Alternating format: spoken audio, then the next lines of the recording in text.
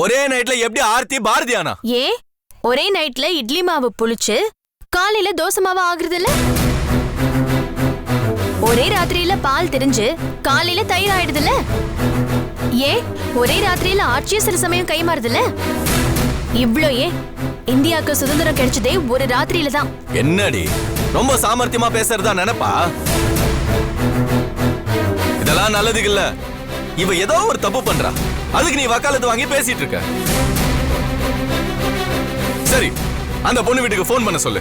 செத்து போன பொண்ணு ஆர்த்தியா பாரதியான்னு எனக்கு தெரிஞ்சாகணும். கொஞ்சமாவது உனக்கு ஏதாவது இருக்கா? அவங்களே புள்ளைய பறி கொடுத்துட்டு சோகத்துல இருக்காங்க. அவங்க கிட்ட போய் துக்கம் விசாரிக்காம செத்து போன உங்க புள்ள பேரு ஆர்த்தியா பாரதியான்னு கேட்கலாமா? மாதவா, நாளைக்கு காலையில சீக்கிரமா ஆபீஸ் கிளம்புன்னு சொல்லிட்டு இருந்தல, போய் தூங்கு. ஏய், மாதவண்ணனை ஏமாத்திட்டான் ரொம்ப சந்தோஷப்படாத. என்னைக்காவது கையும் களவுமா என்கிட்ட மாட்டுவ, அன்னைக்கு இருக்கு உனக்கு.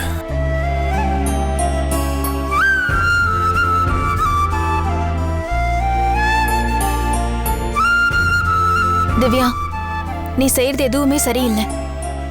நேத்து நைட்டு உன்னை காப்பாத்த ஏதோ ஆர்த்தின்னு ஒரு பேரு சொன்ன, அந்த மாத்தி நீ பாரதின்னு சொல்லிட்ட. உங்க அண்ணனை எவ்வளவுதான் சமாளிச்சு அவர்கிட்ட இருந்து உன்னை காப்பாத்துறது? என்னதான் திவ்யா உனக்கு பிரச்சனை?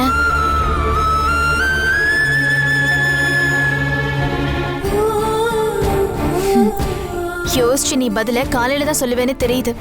யோசிச்சு வை, நாளைக்கு தெரிஞ்சுக்கிறேன்.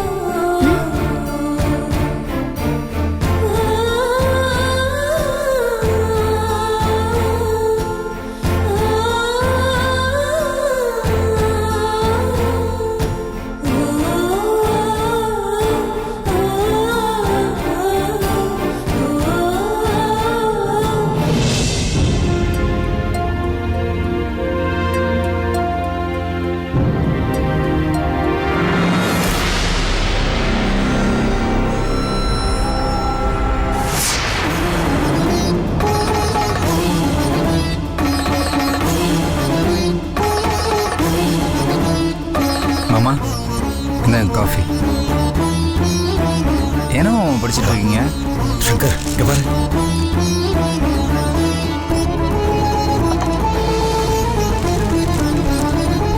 தாம்பரம் அருகில் அடையாளம் தெரியாத பெண் மின்சார ரயிலில் விழுந்து தற்கொலை. இருக்காது மாமா, கண்டிப்பா இது அக்காவா இருக்காது. இதுக்கு பதறி போய் இது என்ன இதுன்னு போய் பார்க்க வேணாம் மாமா. நான் திரும்பவும் சொல்கிறேன், அக்கா எங்கள் 3 பேரையும் அவள் குழந்தை மாரி வளர்த்துருக்கா. எங்களை அனாதையை விட்டுட்டு அவள் எந்த தப்பான முடிவும் சத்தியமாக எடுக்க மாட்டா மாமா. எனக்கு நம்பிக்கை இருக்குது. இந்த மாதிரி நியூஸ்லாம் படிச்சுட்டு தயவு செஞ்சு கன்ஃபியூஸ் ஆகாதீங்க. இனிமே தான் வந்திருப்பான்னு நினைக்கிறேன். நான் வந்து பிக்கப் பண்ணிக்கிறேன்னு சொன்னேன். பரவாயில்ல, நானே வந்துடுறேன்னு சொல்லிட்டேன்.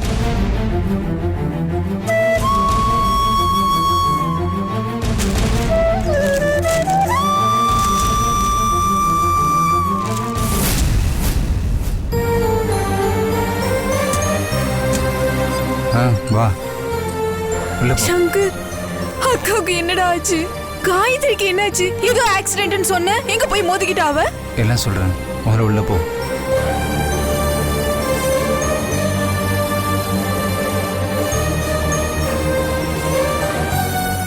மாமா, மாமா எப்படி இருக்கீங்க மாமா? அக்காவை பத்தி எந்த தகவலுமே கிடைக்கலையா? போலீஸ்ல கம்ப்ளைண்ட் கொடுத்துருக்கு. மேற்கொண்டு என்ன பண்ணணும்னு இனிமேல் தான் யோசிக்கணும். நான் வந்துதான் அக்காவை கண்டுபிடிக்கணும்னு இருக்கு. கண்டுபிடிச்சிடறேன் பாருங்க. யார் கண்டுபிடிச்சா என்னம்மா, சரசு இங்க வரணும், அவ்வளவுதான். ஏன் அவ இப்படி வீட்டை விட்டு போனா? வீட்டை விட்டு போனா எல்லா பிரச்சனையும் முடிஞ்சிடும்னு நினைச்சிட்டா போல இருக்கு. நம்ம எல்லாரையும் ஒரு அம்மா மாதிரி இருந்து தானே பாத்துக்கிட்டா. நம்ம மட்டும்தான் அப்படி நினச்சிட்டு இருக்கோம். இப்படி ஒரு லெட்டர் எழுதி வச்சுட்டு போயிருக்கா. நீயே படிச்சு பாரு.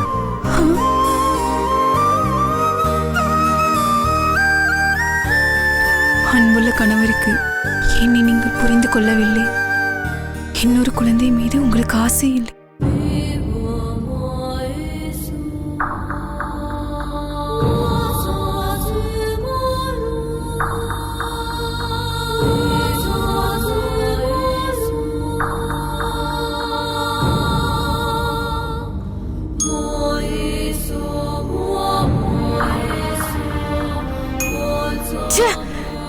பண்ணிட்டாளே. காயத்ரி இப்போ எப்படி இருக்கா? பரவாயில்ல. சரி, அவளை ஹாஸ்பிட்டல்ல போய் பார்க்கலாம் வா. நீ இப்படியே வருவ? முதல்ல போய் ஃப்ரெஷ் ஆகிட்டு வா. அவளை அங்க யார் பாத்துக்கிறா? அவ கூட அம்மா இருக்காங்க. நீ போய் ரெஸ்ட் எடு, அப்புறமா போய் பார்க்கலாம். இதோ அந்த ரூம் தான் போ.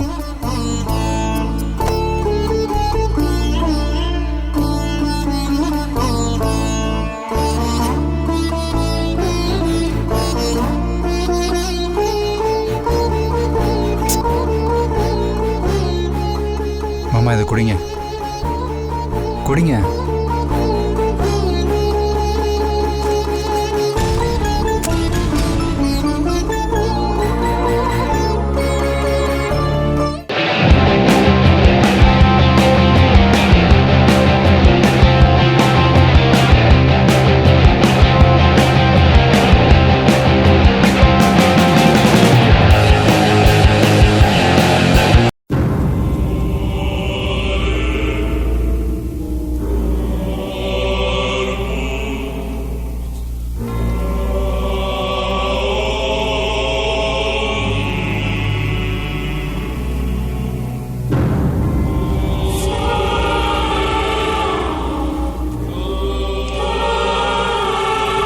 திவ்யா, ஏன் இப்படி டக்குன்னு எழுந்திருக்கிற?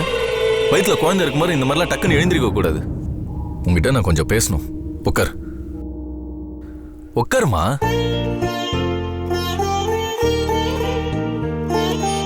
திவ்யா,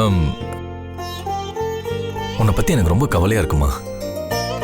நீ ரொம்ப அன்பானவ, எல்லா விஷயத்தையும் அட்ஜஸ்ட் பண்ணி நடந்துப்ப. ஏன் நாங்க அண்ணன் தம்பிங்க 3 பேர் சண்டை போடும்போது நீ தானே சமாதானப்படுத்தி எங்க சண்டையை தீர்த்து வைப்ப. ஆனா இப்ப நீயே சண்டைக்காரி மாதிரி நிக்கிற. வாழ்க்கையில கோவப்பட்டு சண்டை போட்டு உன் வாழ்க்கையை நீயே அழிச்சுக்கிறியம்மா. அப்படிலாம் ஒண்ணும் இல்லைன்னு. எல்லாருக்கும் மனசு இருக்கிற மாதிரி எனக்கும் ஒரு மனசு இருக்கு. அதை நீங்க யாரும் புரிஞ்சுக்க மாட்டேங்கிறீங்க. நான் ஒரு சின்ன உதாரணம் சொல்றேன். சரசனி எங்க எல்லார் பார்வையிலயும் நல்லவங்க. ஆனா உன்னோட பார்வையில இப்ப எதுக்கு அந்த ராசி கட்டவளை பத்தி நீ பேசுற? பாத்தியானே, அவங்கள பத்தி சொல்லும் போதே உனக்கு கோவம் வருது. ஆனா எங்க எல்லாருக்கும் அவங்க நல்லவங்களா தானே தெரியுறாங்க.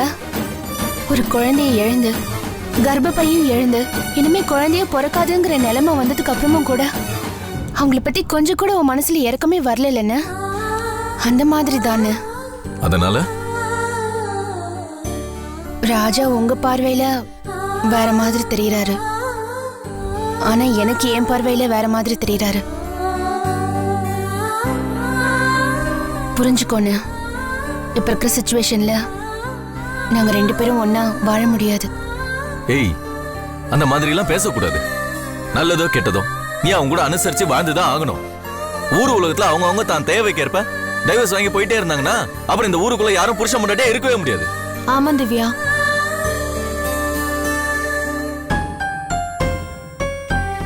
இங்க பார் திவ்யா, வாழ்றதுல 2 விதம் இருக்கு.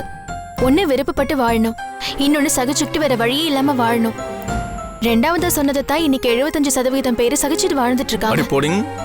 75% பேர்ல 95% பேர் அப்படிதான் வாழ்ந்துட்டு இருக்காங்க. ஆமா, இவர் அப்படியே பெருசா கண்டுட்டாரு. நீ வேணா இதை நெட்ல விட்டு பாரு, எவ்வளவு லைக்ஸ் மட்டும் அழுதுன்னு பாரு. சரி, விஷயத்துக்கு வாங்க. இத பாரு திவ்யா, சகிச்சுக்கிட்டு வாழறது தான் வாழ்க்கை. விருப்பப்பட்டு வாழறது கனவுல தான்மா.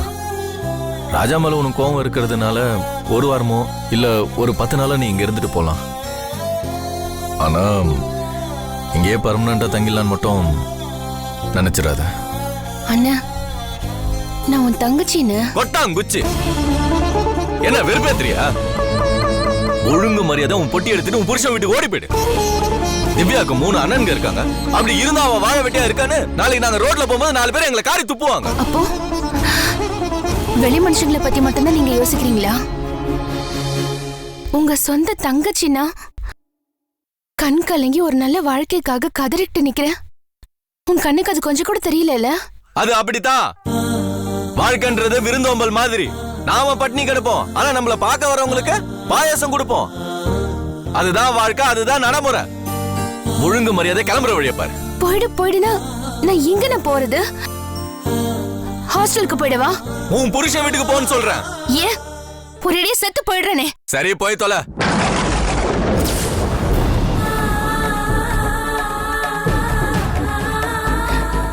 நீ எல்லாம் ஒரு அண்ணனா?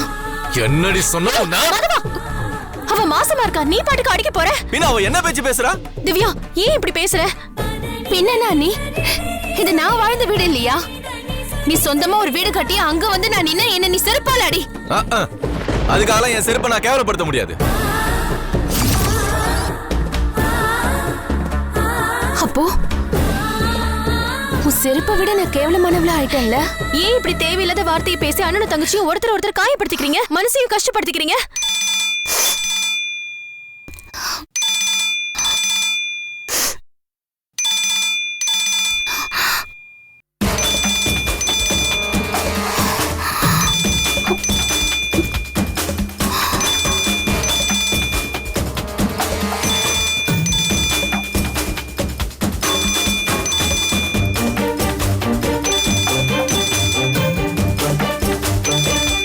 ஏய் நில்லு. யார் போனு? ஏன் போனு? என்ன ஜோக்கா? போன்ல யாருன்னு கேட்டேன். மாதவா வேண்டாம், அவ பர்சனல் விஷயத்துல ரொம்ப தலையிடாத. ஏய், ராத்திரி பகலா எவனோ ஒருத்தன் இவளை டிஸ்டர்ப் பண்ணிட்டே இருக்கான். அவன் கொடுக்குற தைரியத்துல தான் இவன் இந்த ஆட்டம் போடுறான். போன்ல யாரு? அப்படிலாம் ஒண்ணும் இல்ல. எனக்கு தெரியும். தெரியும்ல? அப்ப அப்படியே வச்சுக்கோ. ஏய் ஏய், போன்ல ஆகாஷ் தானே?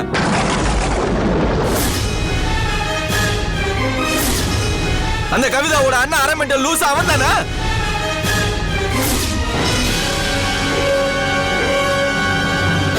எனக்கு தெரியும் டி, நிச்சயம் அவனாதான் இருப்பான். ஏன்னா ராஜா எல்லாத்தையும் என்கிட்ட சொல்லிட்டான்.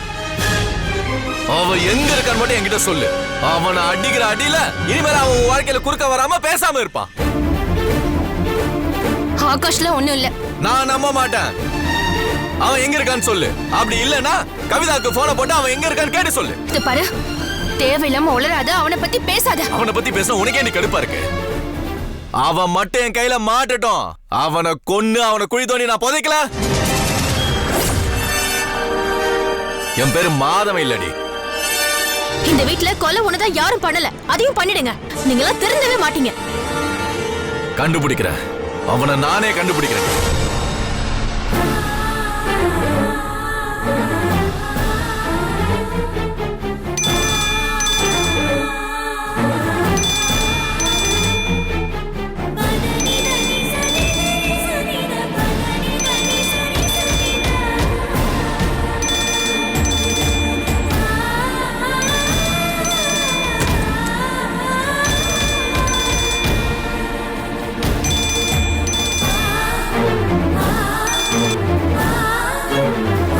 ஹலோ, ஏய், நான் கவிதாடி. ஆகாஷ் இருக்கான்ல, ஆகாஷ், அவனோட தங்கச்சி. இப்ப எதுக்கு இப்படி எல்லாம் பேசுற? நீதான் என்ன ஒரேடியா மறந்துட்டியே. அதுக்குதான் இந்த அறிமுகம். சரி, என்ன விஷயம்? ஆகாஷுக்கு நான் 2 நாளா போன் ட்ரை பண்றேன், அவன் போனே எடுக்க மாட்டேங்கிறான். வீட்டுக்கு நான் கனகாவை அனுப்பி வச்சு செக் பண்ணேன், வீடு பூட்டி இருக்கு. நீ ஆபீஸ் பக்கம் போனியா? என் அண்ணனை பாத்தியா?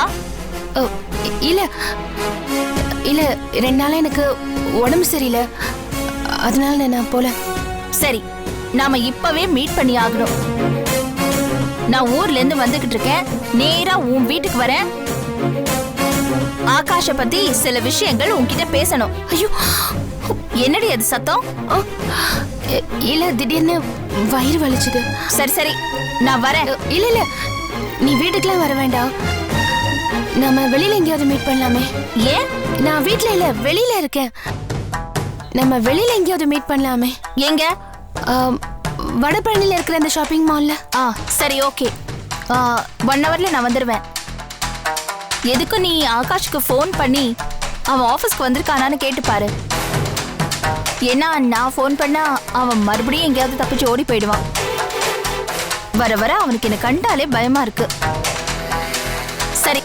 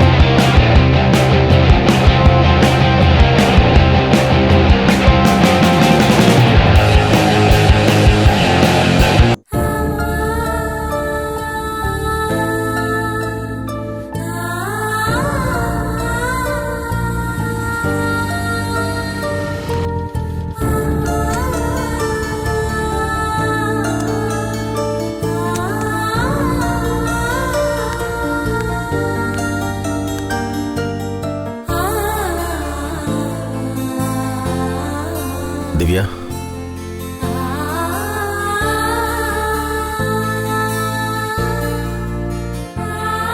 வந்து ரொம்ப நேரம் ஆச்சா?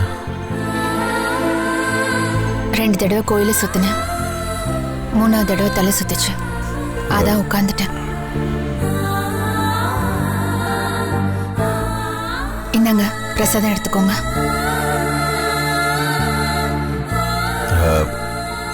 அது வண்டியில் வரும்போது வண்டி ரிப்பேர் ஆச்சு. அதை ரிப்பேர் பார்த்ததில் கையெல்லாம் ஒரே ஆயில் ஆயிடுச்சு. நீயே வச்சு விட.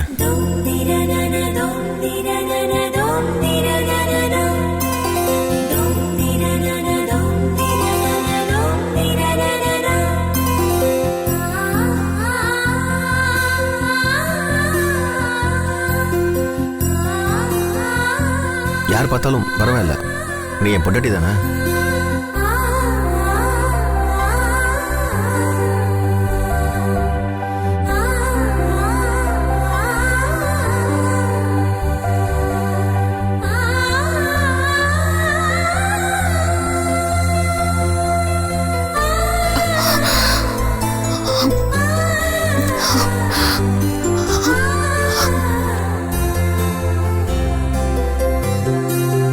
ஏன் ரொம்ப டென்ஷனா இருக்க?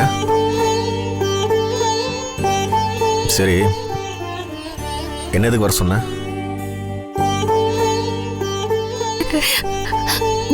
வீட்டுல மாதவ அண்ணன் என்ன திட்டுது. நீ இப்படி இருக்கிறதுக்கு காரணம் அந்த ஆகாஷ் தான். அவன் எங்க இருக்கான்னு சொல்லு, தேடி கண்டுபிடிச்சு கொலை பண்ணிடுறேன்னு சொல்லுது.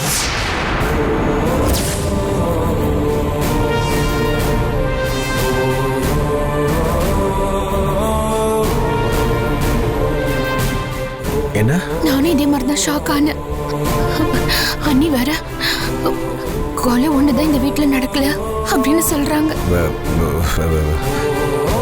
இந்த பாரு, இந்த மாதிரி நேரத்துல யார் எது சொன்னாலும் அது நம்மளை பத்தியே பேசுற மாதிரியும் நம்மளை குறை சொல்ற மாதிரி தான் தோணும்.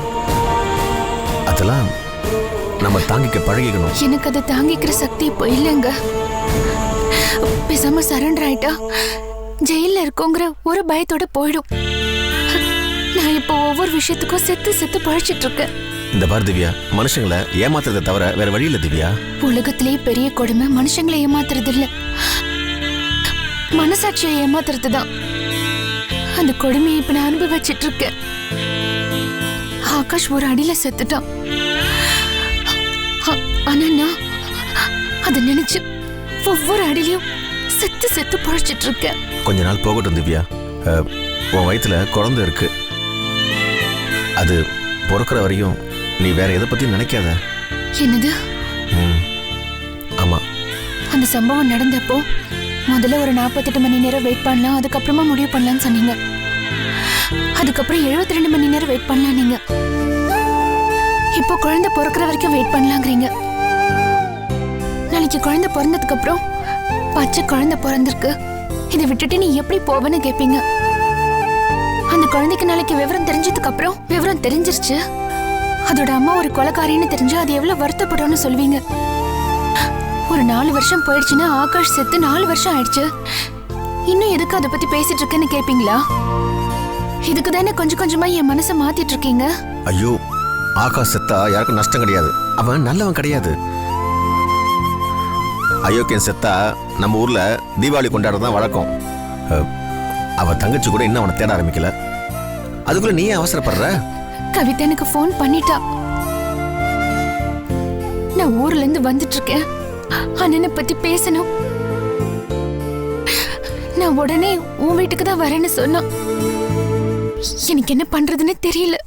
ஒரு நிமிஷம் எனக்கு உடம்புல கிடுகிடுன்னு ஆயிடுச்சு. ஆனா நான் வீட்டுல வேண்டாம், நான் வெளியில வந்து உன்னை மீட் பண்றேன்னு சொல்லிட்டு உங்களை பார்க்க இங்க வந்தேன். நான் கவிதா கிட்ட உண்மையை சொல்லிடுறேங்க, தயவு செஞ்சு என்னை தடுக்காதீங்க.